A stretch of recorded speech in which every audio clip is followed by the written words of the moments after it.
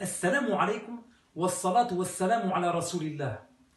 Mes frères et sœurs, toujours dans notre même élan quant au fait de dévoiler les dérives de la secte wahhabite prétendue salafi, je vais vous proposer aujourd'hui un bref exposé au sujet d'une parole qui est parue dans l'un des ouvrages d'un des leaders de cette secte wahhabite prétendue salafi.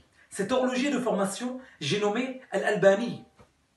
Né en 1914 et mort en 1999 en Jordanie, sachez que l'Albani est l'auteur de nombreux ouvrages. Malheureusement, ses écrits restent une source d'égarement pour ceux qui ignorent la religion. De plus, il est considéré à tort comme un revivificateur par les membres wahhabites. Par ailleurs, il s'est trompé sur de nombreux sujets religieux, pas étonnant, pour un autodidacte autoproclamé muhaddith. Mais quelle est cette parole dont nous n'aurions même pas soupçonné que l'Albani en soit l'auteur? Tenez-vous bien et écoutez d'une oreille attentive.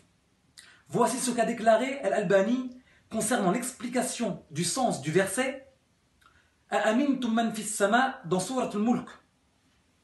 Donc, voici son livre, voilà, qu'ils ont intitulé Fatawa al-Muhimma. Et voilà ce que déclare Al-Albani.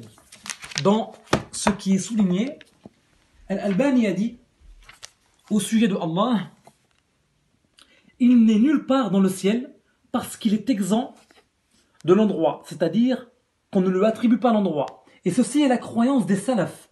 Et pour cela, nous invitons les musulmans à revenir à la croyance des salafs et à la voie des salafs, afin qu'ils suivent véritablement la voie de droiture. Fin de citation.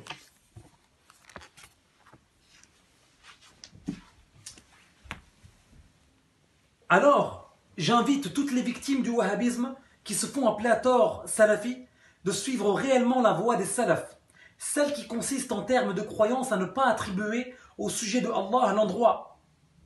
Rappelons ici que Allah est le créateur de tous les endroits et que son existence n'en dépend pas, car il a créé les cieux, les terres, le trône, les 6 directions et toute la création.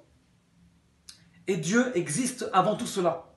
Et même après avoir créé cela, Dieu ne change pas et n'a pas besoin de ses créatures.